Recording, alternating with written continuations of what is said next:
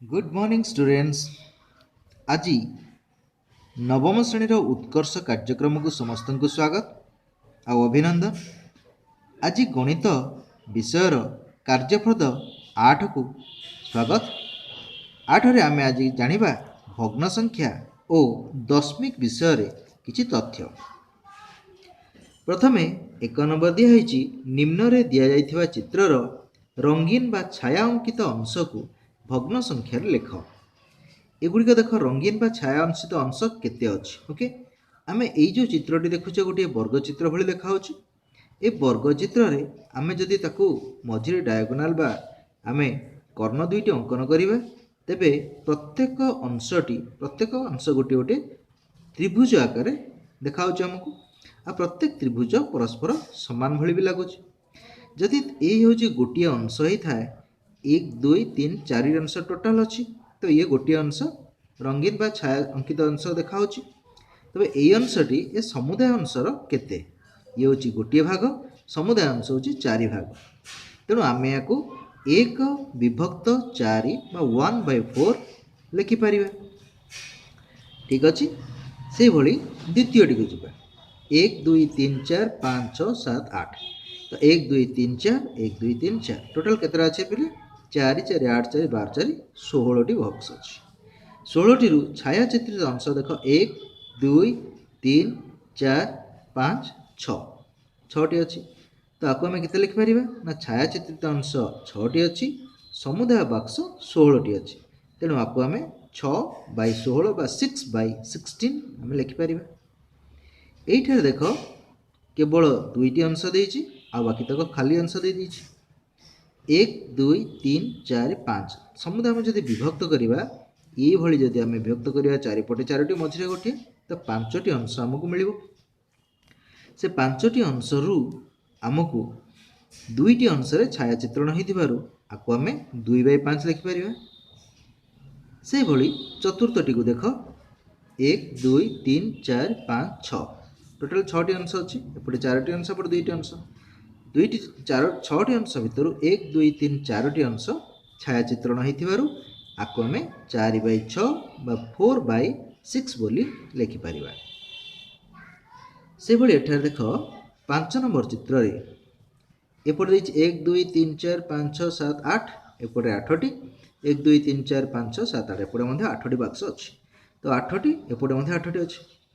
आको हमें किभଳି लिखि परिबा ना 8टी रु 1 2 3 4 5 5टी चित्रण होइछि। तो आको हमें 5/8 लिखिबा। मिश्रण एइटी केतोटी अछि 1 2 3 4 4/8 4टी चित्रण अछि 8टी बॉक्स अछि। तेणु 4/8 हमें लिखि परिबा। तो एथिरे प्रथम चित्र रे 5/8 मिश्रण 4/8 इजिकल टू 5 4 9/8 बा 1/1/8 हमें लिखि परिबा। से भली ता पर चित्रटी देखो ये गोटे टोटाल दे देइछि। टोटाल अर्थ गोटे संपूर्ण अछि आउ गोटे रो मात्र 3टी अंश छाया चित्रण होइछि 6टी अंश अछि। तो आमे 1/3/6 आमे लिखि परिबा बा 6 1 6 3 9/6 आमे लिखि परिबा 9/6 आमे लिखि परिबा। ठीक अछि। एहा परे आमे 2 नंबर विषय जानिबा। 2 नंबर पिले कोन देइछ देखो ए भग्न संख्या गुडी को पढ़ी से गुडी को चित्र रे दर्शाया पय से देइछ 6/9 बा 9 भागरु 6 भाग बा 6/9 आमे पढ़ी परिबा। ए 9 भागरु 6 भाग अर्थ हमकु 9टा घर करिवार अछि आ सेइथरु 6टी घर को आमे छाया चित्रण हिसाब रे किंबा आमे ताकू रंगीन चित्र रे अंकित करिवा को बा दर्शाइबा को पड़िबो। तेणु 1 2 3 4 5 6 7 8 9 9टी चित्र करा जाइछि बॉक्स करा जाइछि। एइथरु हमकु 6टी को रंगीन बा छाया अंकित अंश को आमे चिन्हवा पड़िबो। प्रथम 3टी नै परिबो, द्वितीय 3टी नै परिबो बा तृतीय 3टी नै परिबो किबा एठी गोटिए एठी गोटिए एठी गोटिए एठी गोटिए एठी गोटिए एठी गोटिए नै परिबो। तो जेहेतु हमको 6टा को ही चिन्हवा को पड़िबो तो एपटो 3टी एपटो 3टी नेले हमको जानिया पय टिके सुविधा हबो। ठीक अछि। यहाँ परे 12/7 12/7 अर्थ केते 1/5/7 7 के 7 5 12/7। 1/5/7 अर्थ एक अर्थ गोटे संपूर्णटी करदेवा आम ये आउ 5/7 अर्थ 7टी घरा भितर 5टी घर को आम रंगीन बा छाया अंकित अंश बोली देखा। तो ये 7टी घर भितर 5टी छायाचित्रित अंश हो गला। तो आपको आम कहीपर 12/7 बा 1/5/7। ओके, यापर 2/2/3 तार्थ दुईटी संपूर्ण अंश आम देखी पार। आ तृतीय अंशटी को आम 3 भागरू 2 भाग नहीं पार। 1 2 3 3 भागरू 2 भाग को आम छायाचित्र अंश बा रंगीन रे आम रंगीन अंकित अंश ये जो भग्न अंश आम दर्शाई पार। तेणु ये है 2/3, ये है 1 मिश्रण 1 2, ये है 2/3। तो आम समुदाय 2/2/3 जानिले। यापर आसला 3/8। 3/8 अर्थ कौन? 3/8 अर्थ हूँ 8 भागरू 3 भाग। तो ऊपर 4 भाग तले 4 भाग अंकन कर 4 भागरू से तुम 3 भाग को देखेब। तुम 1 2 3 देखे पार, 1 2 3 देखे पार, 1 2 3 देखे पार कि 1 2 3 मुझे देखी से तुम देखे पार। 8 भागरू 3 भाग इक्वल 3/। पिलामाने वर्तमान 3 नंबर को देखा कौन देखे निम्न रे प्रदत्त भग्न संख्या गुड़िकर सम भग्न संख्या लेख आउ से गुड़िकर चित्र मध्य करने को कहुई।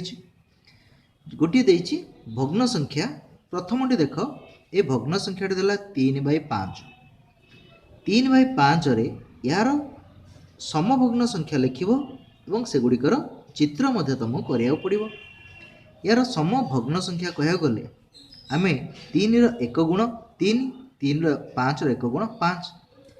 आपको जदि समभग्नांश करिबा यार 2 गुण, यार 2 गुण, यार 3 गुण, यार 3 गुण, यार 4 गुण, यार 4 गुण एभली ले परिबा।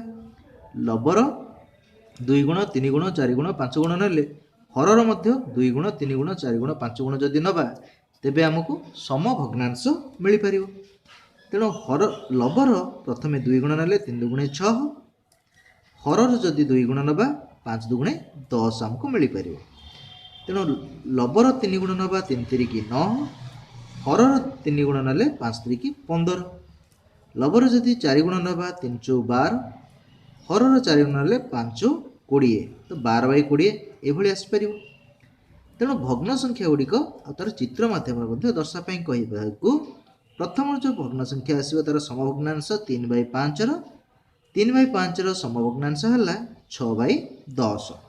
तेणु पिले एटी आम 6/10 को किमी देखा ना प्रथमे ऊपर 5टी तले 5टी 10टी घरा करदे। 10टी घरू आमको जेकोसी 6टी यहाँ चित्रित करके देखा पड़ो। 6 आमको छाया चित्रण करा पड़ो। तो 1 2 3 4 5 6 हो गला ना ऊपर 5टी तल गोटे ये पार ना ऊपर 3टी तल 3टी एपट सैड्रु ये पार ना ऊपर 3टी तल 3टी एपट सैड्रु चित्रण कले ये पार। तेणु आमको 6/10 यू मिलगला। तापर है कि 9/15। 9/15 है आमको 5 5 10 5 15टी घर तैयारी करा पड़ो। आ 15टा घर आमको केतोटी ना 9टी आमको चित्रण करा पड़ो बा रंगीन चित्रण करा पड़ो। ये रहा 3टी, ये रहा 3टी, ये रहा 3टी, 3 3 6 3 9टी। ठीक अच्छे ये आम जदि आउ गोटे कथा बुझा 3/2 दे देछि। ये 3/2 समभग्नांश गुड़िक देखा 3 2 6 3 3 9 2 2 4 2 3 6। तो 6/4 को आम 3/2 लिखिपर।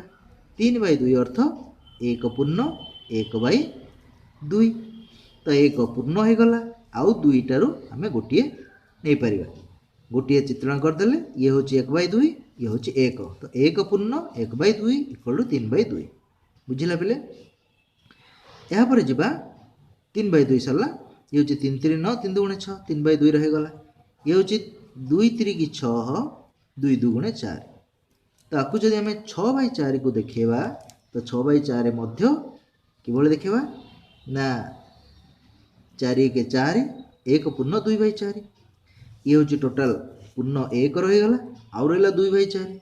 2/4 अर्थ तार 4 भागरू आम 2 भाग को चित्रण करदे। तो ये हूँ 1 ये हूँ 2/4 तो 1 पूर्ण 2/4 इक्वल के 4 1 4 2 6/4 हो गला। यापर आउ गोटे देछि 1 पूर्ण 1/3 इज इक्वल टू आर केते हबो ना ये हूँ 3 1 3 1 4/3 4/3 रो 4 2 8 3 2 6 गोटे 8/6 हो पार 4 3 12 3 3 9 12/9 हो पार। तो प्रथम आम 4/3 को देखा 4/3 के ना 1 3 1 3 1 4/3 1 पूर्ण 1/3 ये हूँ 1 ये हूँ 3 भाग 1 भाग अर्थात 1/3 1 पूर्ण 1/3 आमको मिलगला। तापर द्वितीयटी जी 8/6 8/6 को आम 6/6 मिश्रण 2/6 कर 6/6 अर्थ गोटे 1 6 1 6 1 अर्थ गोटे संपूर्ण रहा आ 2/6 अर्थ 6 भागरू आम जेकोसी दुईटा को ही नवा तेरे 2/6 आमको मिलगला। तो ये आमको 8/6 ओभर। यापर आम 4 नंबर दिबा निम्नलिखित भग्न संख्या गुड़ी को संख्या रेखार दर्शाओ। ठीक अच्छे ये आम देखा 1/3 8/6 2 पूर्ण 5/9 ये तीनोटी आम किभली दर्शेबा से विषय जाना।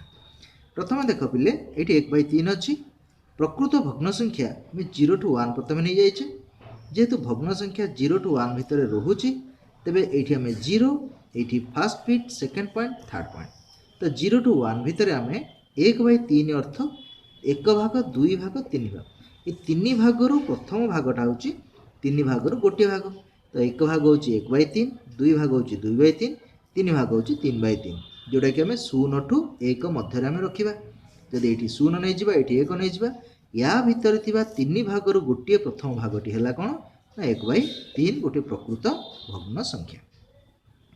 जदि आम 8/6 नवा जी कि अपकृत भग्न संख्या जार हर लब ठारू कम आर लबटा हूँ अधिक हर हूँ कम तो अप्रकृत भग्न संख्यार आम कौन करवा ना 1 पूर्ण 2/6 6 1 6 2 8/6 1 पूर्ण 2/6 रहा ये 1 माने 0 ठारू केते आम नवा ये 2 मध्य नवा 0 ठारू 1 अर्थ 1 ये गोटे कम्प्लीट रहीगला आउ रहा 2/6 2/6 आमर कौटी आसो ना 1 ठारू 2 भितर ये संख्या भितर आसो 2/6 अर्थ 1 ठारू 2 भितर आम 6 भाग करवा से प्रथम आ द्वितीय भाग जोटा 2/6 6 भाग द्वितीय भागटी को आम नहीं जावा सी हूँ आमर आसब जो उत्तर से भाई आम तृतीयटी को देख पिले ये तृतीयटे कौन देछि ना 2 पूर्ण 5/9 ये मध्य गोटे अप्रकृत भग्न संख्या 9 2 18 5 23/9 होची तो ये 23/9 को आम किभली देखेबा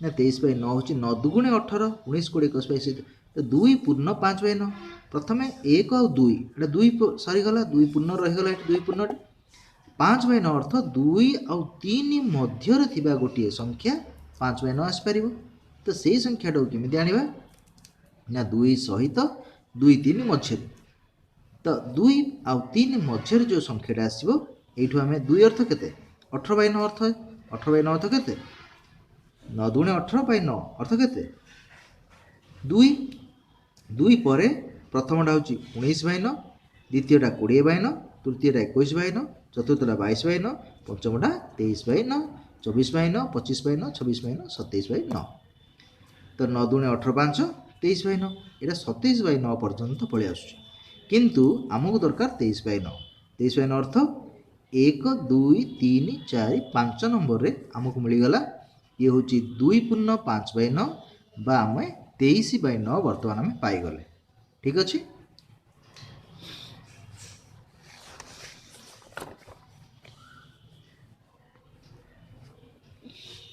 बर्तमान 5 नंबर को जीवा पिले जदि कौन भग्न संख्यार हर बढ़ाई दि जाए तेबे से संख्याटी मूल संख्याठारु छोट किंबा बड़ होइजिबो एवं काहेकि आयत चित्र तैयारी करी याको बुझाओ और निज शब्द मध्य लिखिक याको बुझापी चेष्टा कर। आम से भली तीनोटी जिनस नवा गोटे हूँ 2/3 2/4 2/5 भग्न संख्यार हर बढ़ाई दि जाए हर हूँ कि 3 अच्छी 3 को बढ़ाई देवा 4 4 को बढ़ाई देवा 5 जदि कौन भग्न संख्यार हर बढ़ाई दि जाए ତେବେ ସେ ସଂଖ୍ୟାଟି ମୂଳ ସଂଖ୍ୟାଠାରୁ ଛୋଟ ହୋଇଯିବ। ଆମେ ଜାଣିବା ସଂଖ୍ୟାଟା କ'ଣ ହେଇଯିବ, ଏଇ ଯେଉଁ ମୂଳ ସଂଖ୍ୟା ଅଛି ମୂଳ ସଂଖ୍ୟାର ଏଇ ସଂଖ୍ୟା ଛୋଟ, ଇଏ ମଧ୍ୟ ମୂଳ ସଂଖ୍ୟାଠାରୁ ଛୋଟ ହେଇଯିବ। କିଭଳି ଜାଣିବା ନା ଏଇଠି ଦେଖ ପିଲେ 2/3, 2/3 ଅର୍ଥ ଆମେ 3ଟା ବକ୍ସ କରିବା, ସେଇଥିରୁ 2ଟିକୁ ଛାୟାଚିତ୍ରଣ କରିବା। 2/3 ଏଇଠି ଆମେ କ'ଣ କରିବା, 4ଟା ବକ୍ସ କରିବା, 4ଟା ବକ୍ସରୁ ଆମେ 2ଟାକୁ ହିଁ ଛାୟାଚିତ୍ରଣ କରିବା। ଏଇଠି ଆମେ 5ଟା ବକ୍ସ କରିବା, 5ଟାରୁ ମଧ୍ୟ ଆମେ 2ଟାକୁ ହିଁ ଛାୟାଚିତ୍ରଣ କରିବା। ତେଣୁ ଆମେ ଜାଣିଲେ ଲବ ସମାନ ଥାଇ ହରକୁ ବଢ଼ାଇ ଦେବାରୁ ସେ ସଂଖ୍ୟାଟି ମୂଳ ସଂଖ୍ୟାଠାରୁ ନିଶ୍ଚିତ ଭାବରେ ସାନ ହେଇଯିବ। ଏତିକି ଆମେ ଜାଣିଲେ କ'ଣ ନା ଯଦି ଆମର ଲବ ସମାନ ରହିଲା 2 2 2, କିନ୍ତୁ ହରକୁ ଆମେ ବଢ଼ାଇ ଦେଲେ 3, ତାପରେ 4, ତାପରେ 5 ଏମିତି ବଢ଼ିଗଲା। ତେଣୁ ଲବ ସମାନ ଥାଇ ହରକୁ ବଢ଼ାଇ ଦେବାରୁ ସେ ସଂଖ୍ୟାଟି ମୂଳ ସଂଖ୍ୟାଠାରୁ ସାନ ହିଁ ହୋଇଯିବ। ଏତିକି ଆମେ ଜାଣିପାରିଲୁ। ଏହାପରେ ଯିବା ଯଦି 6 ନମ୍ବର, ଯଦି କୌଣସି ଭଗ୍ନ ସଂଖ୍ୟାର ଲବ ବଢ଼ାଇ ଦିଆଯାଏ ତେବେ ତାହାର ମୂଳ ସଂଖ୍ୟାଠାରୁ ଛୋଟ କିମ୍ବା ବଡ଼ ହୋଇଯିବ ଏବଂ କାହିଁକି? ଆୟତ ଚିତ୍ର ତିଆରି କରି ଏହାକୁ ବୁଝେଇବାକୁ ପଡ଼ିବ, ଆଉ ନିଜ ଶବ୍ଦରେ ମଧ୍ୟ ଲେଖିକରି ଏହାକୁ ବୁଝେଇବାକୁ ପଡ଼ିବ। ତେଣୁ ଏଇଠି ଆମେ ଦେଖିବା 2 3 4 ଆମର ହରଟାକୁ ସମାନ ରଖିଦେଲେ, ହର ରହିଲା 5, ଇଏ ରହିଲା 5, ଇଏ ରହିଲା 5, କିନ୍ତୁ ଏଠାରେ ଆମର ଲବ ଏଇଠି 2 ଥିଲା, ଏଇଠି 3, ତା ଅର୍ଥ ଲବ 1 ବଢ଼ିଗଲା, ଏଇଠୁ ଲବ ଆଉ ଗୋଟେ ବଢ଼ିଗଲା 4 ହେଇଗଲା। ତ ଲବ 2ରୁ 3, 3ରୁ 4 ବଢ଼ାଇ ଦିଆଗଲା, କିନ୍ତୁ ହର 3ଟା ଯାକର ପ୍ରାୟ ସମାନ ରହିଲା, ଯେଉଁଟାକି ଆମେ 5 ରହିଲା। ଯଦି କୌଣସି ଭଗ୍ନ ସଂଖ୍ୟାର ଲବ ବଢ଼ାଇ ଦିଆଯାଏ ତେବେ ତାହା ମୂଳ ସଂଖ୍ୟାଠାରୁ ବଡ଼ ହୋଇଯିବ। ଏଇଟା ଆମେ ବର୍ତ୍ତମାନ ଆୟତ ଚିତ୍ର ସାହାଯ୍ୟରେ ଜାଣିପାରିବା। ପ୍ରଥମଟି ଅଛି 2/5, ତା ଅର୍ଥ 5 ଭାଗରୁ ଆମେ 2 ଭାଗକୁ ଛାୟାଚିତ୍ରଣ ବା କଲର ଦେଇପାରିବା, ରଙ୍ଗୀନ କରିପାରିବା। ସେଇଭଳି 3/5, 5ଟି ଭାଗରୁ ଆମେ 3ଟି ଭାଗକୁ ଛାୟାଚିତ୍ରଣ କରିପାରିବା। ସେଭଳି 4/5, 5 ଭାଗରୁ ଆମେ 4ଟିକୁ ଛାୟାଚିତ୍ରଣ କରିପାରିବା। ଯଦି ଏଇଭଳି ଆମେ ବଢ଼େଇ ବଢ଼େଇ ଯିବା ତେବେ ଆମକୁ କ'ଣ ମିଳିବ ନା ହର ସମାନ ଥାଇ ଲବକୁ ବଢ଼ାଇ ଦିଆଗଲେ ସେହି ସଂଖ୍ୟାଟି ମୂଳଠାରୁ ବଡ଼ ହୋଇଯିବ। ଏଇଠି ଆମର 5ଟାରୁ 2ଟି, 5ଟାରୁ 3ଟି, 5ଟାରୁ 4ଟି। ତ ଯଦି ହର ସମାନ ରଖାଗଲା କିନ୍ତୁ ଲବ ବଢ଼େଇ ଦିଆଗଲା ତେବେ ସିଏ କ'ଣ ହେଲା ନା ମୂଳ ସଂଖ୍ୟାଠାରୁ ଇଏ ବଡ଼, ମୂଳ ସଂଖ୍ୟାଠାରୁ ଇଏ ମଧ୍ୟ ବଡ଼ ହୋଇଗଲା। ତେଣୁ କୁହାଯାଇଛି ହର ସମାନ ଥାଇ ଲବକୁ ବଢ଼ାଇ ଦିଆଗଲେ ସେହି ସଂଖ୍ୟାଟି ମୂଳ ସଂଖ୍ୟାଠାରୁ ବଡ଼ ହୋଇଯିବ। ପିଲାମାନେ ଆଜି ପାଇଁ ଏତିକି, ଆଉ ଥରେ ଆମେ ଆର ପରବର୍ତ୍ତୀ କାର୍ଯ୍ୟ ଫର୍ଦ୍ଦରେ ମିଶିବା। ସେଥିପାଇଁ ଧନ୍ୟବାଦ। Thank you for today. If you like this, then like it, share it and subscribe it. Thank you. Thanks for watching. See you. Bye bye.